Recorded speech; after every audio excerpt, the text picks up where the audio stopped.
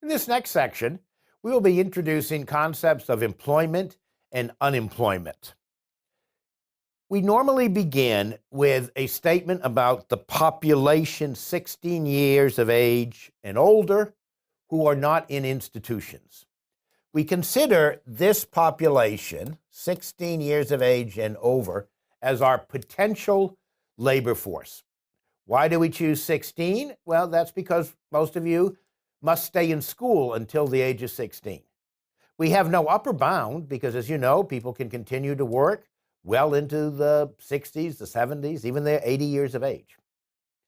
We consider the non-institutional population because if an individual is in a hospital, in a jail, that individual doesn't really have the option at the moment of working.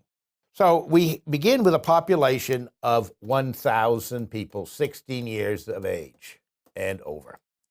These individuals will be classified into one of three categories. E stands for employment.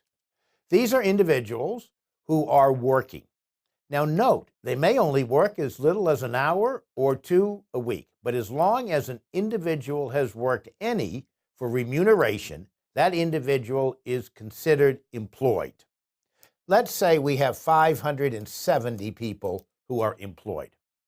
Let's say we have 30 people whom I classify as unemployed. Now, to be unemployed, you have to be without a job and actively seeking a job. Actively seeking means that you may have turned in an application, you looked extensively on the web, but you had some proactive step in seeking employment. The rest of this group, which would be 600 minus 1,000 or 400, are not in the labor force, NLF, 400. For a variety of reasons, these individuals are not in the labor force. Some of them, like you, are full-time students. Some are retired. They've already completed their working life and don't want to work anymore. Some may have home responsibilities or illness that keeps them at home. Some may be well enough off financially that they need not work. Finally, there's a category of individuals of particular concern to policymakers. Those people who are not looking any longer for work. They really would like to work. They had looked, so they were technically at one point unemployed, but they became discouraged and stopped looking for work. These discouraged workers are a point of concern for policymakers. And we will be talking about them later in this section and in our course. Now, there are two very important ratios that economists draw from these numbers. The first is called the labor force participation rate, and it is equal to the number of employed plus unemployed divided by the population.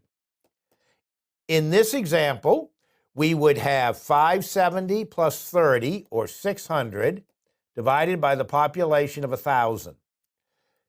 When we multiply by 100, we convert to a percentage of 60%. The labor force participation rate in this society then would be 60%. Not too much less than the rate in the United States in 2015. Another important rate is the unemployment rate. The unemployment rate is calculated by dividing the number of unemployed, you, by the labor force, the employed plus the unemployed.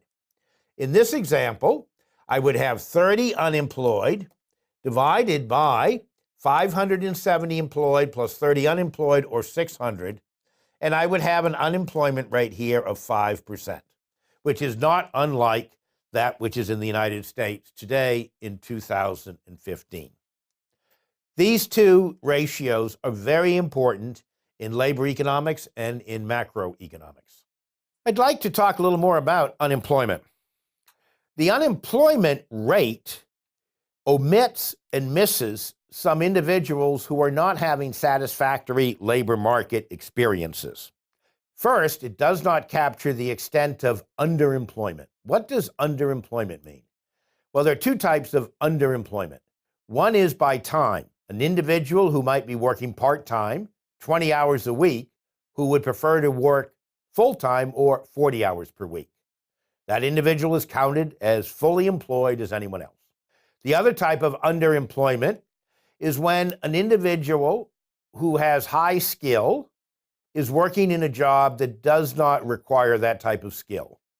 So you might have an individual who has been trained to teach English at the college level who is doing a non-skilled job. That individual is technically employed, but the individual is really not working at his or her skill level or at the job that he or she would like to have. The unemployment rate also misses the discouraged workers. Remember, those are individuals who have given up looking for work. And in fact, when an individual stops looking for work, the labor force participation rate falls and the unemployment rate actually falls. So you might say the unemployment rate has fallen. Yes, but for a very, very unhealthy reason, that people have stopped looking for work.